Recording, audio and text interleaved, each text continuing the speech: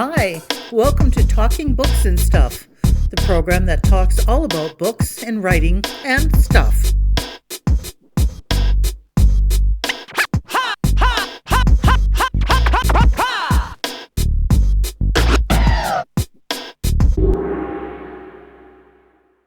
Here's your host, Dennis Rimmer. Welcome back. It is another edition of Talking Books and Writing and Stuff. I'm your host, Dennis Rimmer.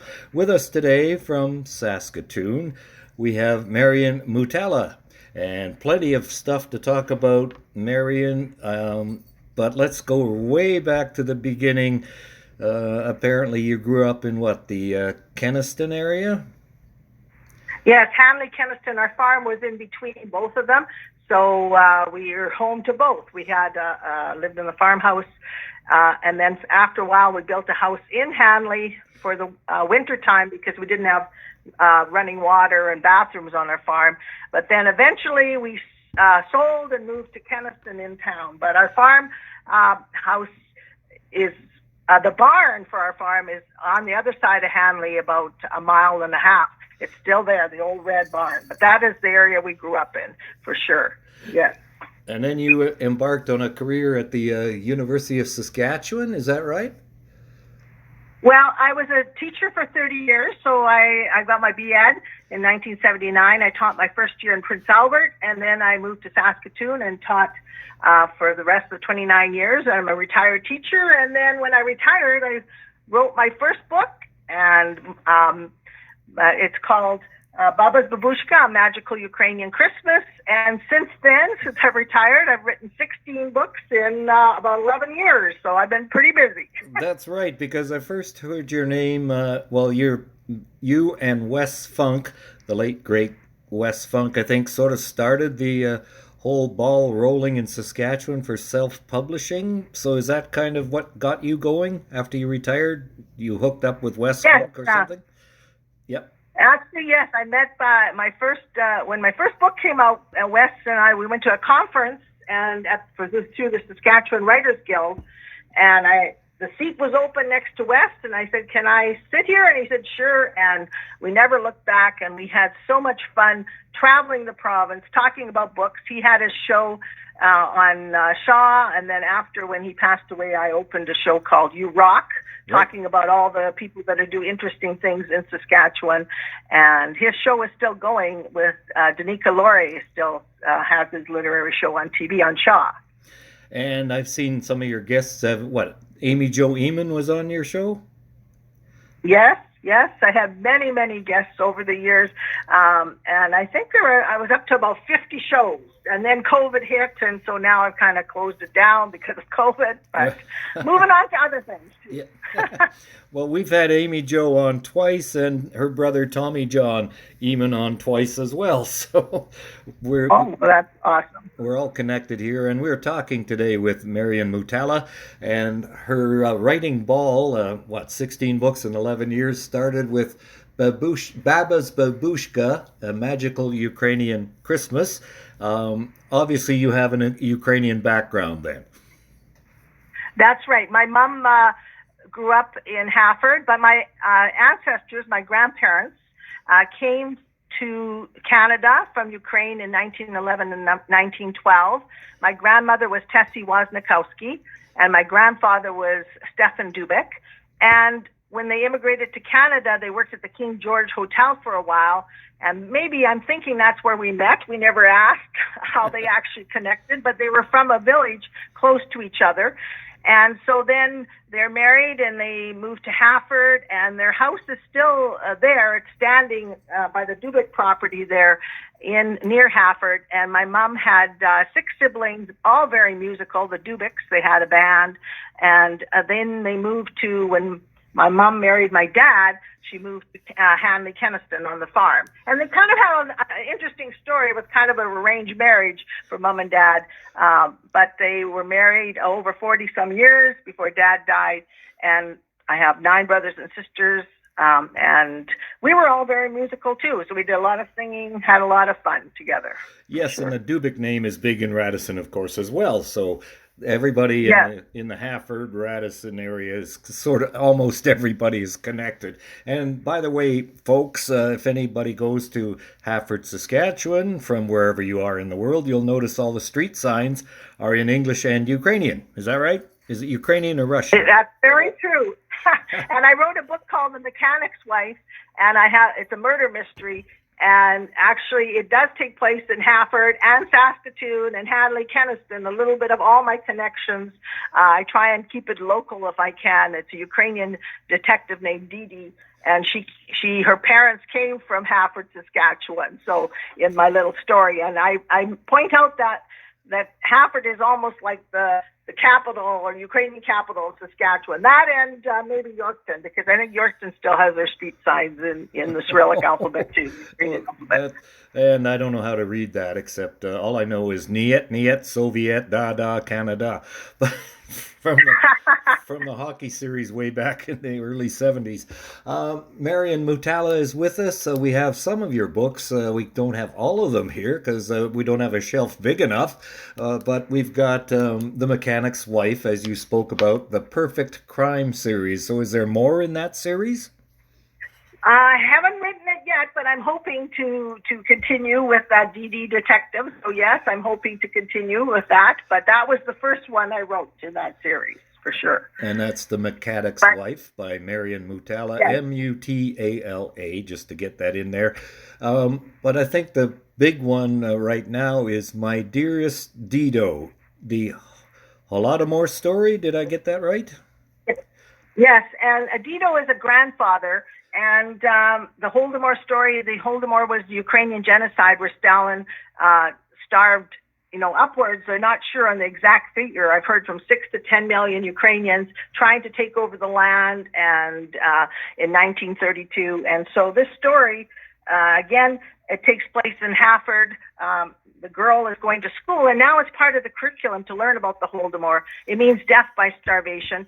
And the girl goes to school, and they start teaching about the Holodomor because it's part of the curriculum in high school now. And she comes home and says to her mom, "Was that true? Did it actually happen?" And her mother says, "Why don't you ask your grandfather? He's a survivor." And there still are a few people that have survived the Holodomor, and their stories are on the website there. You can Google the Holodomor website and find out all about it. So I did a lot of research. It took me 4 years to write this book, and through letters, we learn about the Holodomor and the story in that. Hanusia is the girl, and she writes her grandfather through letters. Somebody says, "Why wouldn't they text?" And I says, "Well, grandfather's in his 80s and 90s, and he wouldn't be texting at that time." And he didn't even want to talk about the story because he was about 6 years old when it happened. And, when something's very painful, you don't want to talk about it, right? That's right. So anyway, that's where the story takes place, and she learns all about the Holodomor and what happened during that terrible, tragic time for the Ukrainian people. Yeah, that good old Uncle Joe Stalin, he was such a nice guy, wasn't he?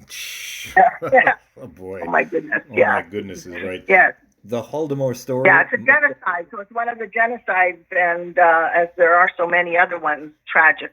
And so I'm hoping with that story, people will know and remember, and so we don't forget, so that genocides can be stopped in the world, because that's so important.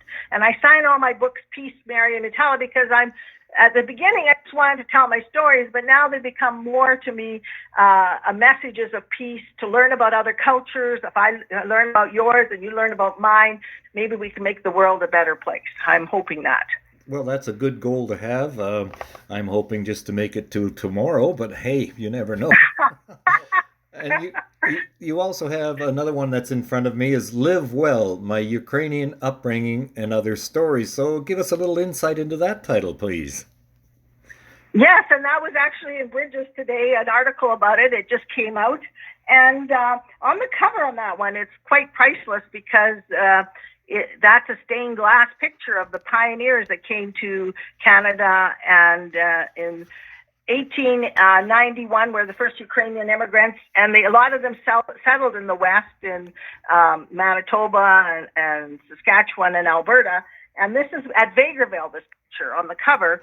And if you go there to Vegreville with the giant Pisanka, you can see that, and they have the stained glass. So I asked Rodney if I could put it on my book. And on the back is my cousin's barn and the church.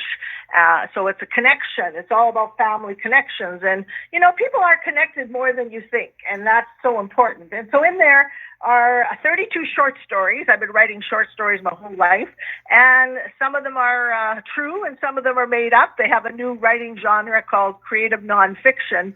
And, you take an incident and then you can create a story around it. So that's what I did with these. And it's interesting because my wife's family name was Anderson, but that's because her grandfather, when he came over, his name was Babushka, but whoever signed him in, as it were, said, well, it's too hard to pronounce. Why don't you change it to Anderson? So he did, but there's Ukrainian. Yeah, and that happened to a lot of Ukrainian people, and also because a lot of Ukrainian people changed their name, too, because they were persecuted, so that was another part of the history that we learn in Saskatchewan and happened in Canada, is that people couldn't pronounce their names, or they would change them, they anglicize them, or else many people were persecuted at that time, and so that's why often they changed their name too, so they wouldn't be called names and something. For example, I'll just use an example. My mom's name was Sophie. Sophie is probably one of the most popular names out there now. And yet when she was growing up, she was teased because of that name, So that's how times have changed in a good way, thank goodness. That's right. And mentioning, Ukrainian people, or immigrants, we'll call them, to Canada in the First World War.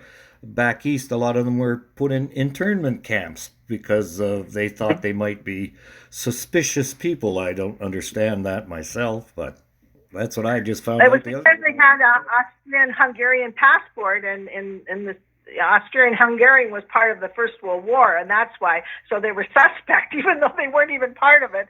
But Ukraine has been conquered so many times, and because they were part of the Austrian-Hungarian Empire and their passport said that, that's why they were put in internment camps, even though they were not suspicious at all and didn't do anything. They just immigrated to Canada. Yeah, that whole internment thing just baffles me. It's Ukrainians, heritage, German heritage, Italian heritage, and of course Japanese in the Second World War, which I know a little bit about because my dad, one of his best friends growing up in the 20s and 30s in Vancouver, was a fellow with Japanese heritage, and he got taken away and my dad never saw him again. So that kind of stuff is just baffles me, that people would think that other people are suspicious just because they seem to come from a certain place.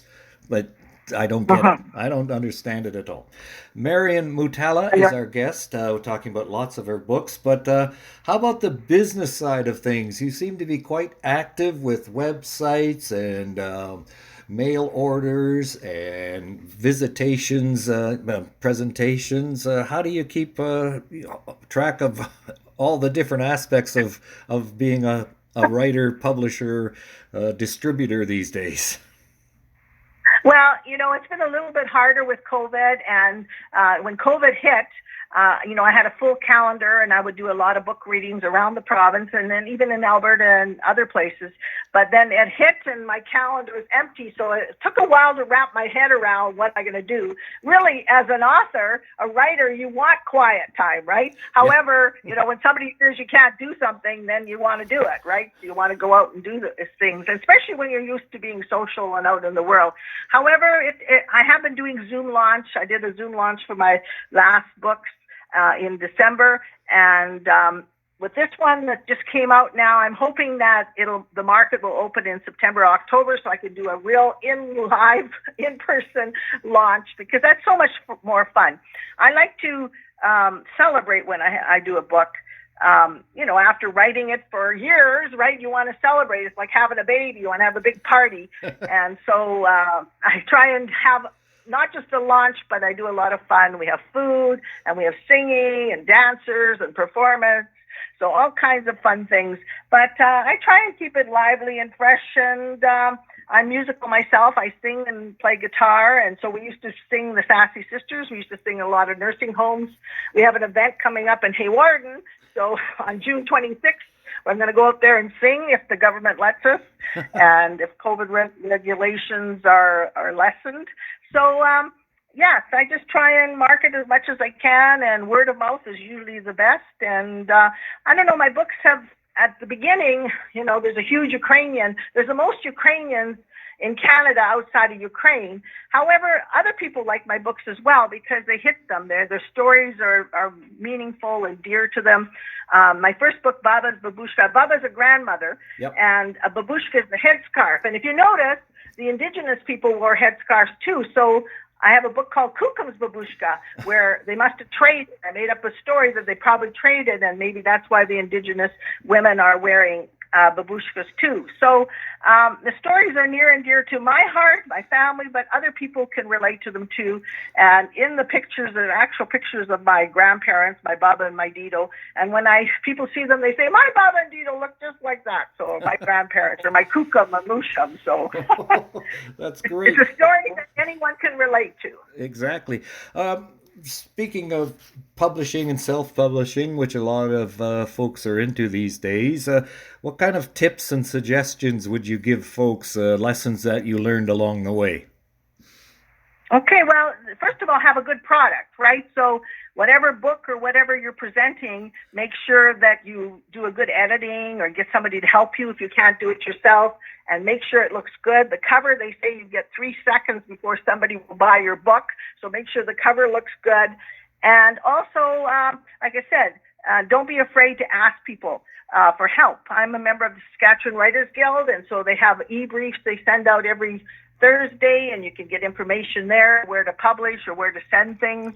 I'm a published author, but I'm self-published too. I've done everything within that. So I published through Inanna Publications. My poetry book, Ukrainian Daughters Dance, was published to them. Hidden Book Press published this one that just came out, Live Well.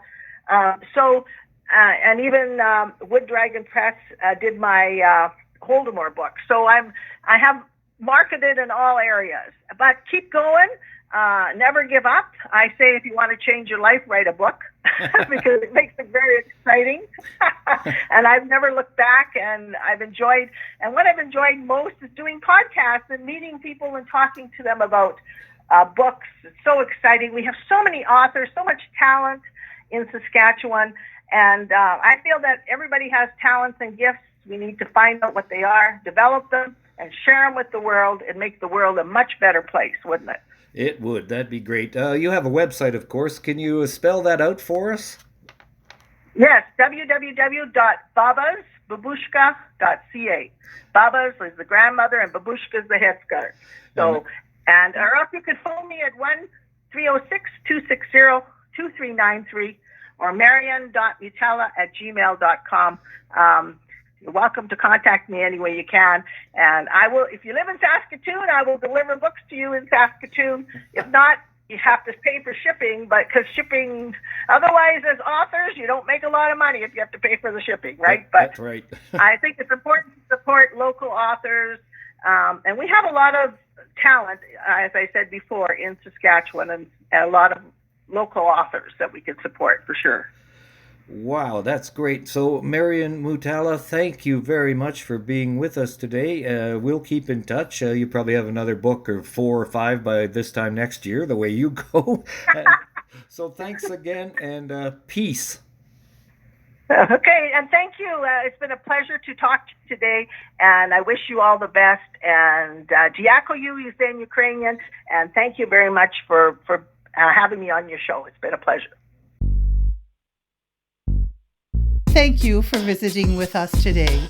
This is Talking Books and Stuff with Dennis Rimmer. Contact him at dennis@talkingbooks.tk. Thank you, and may all the good news be yours.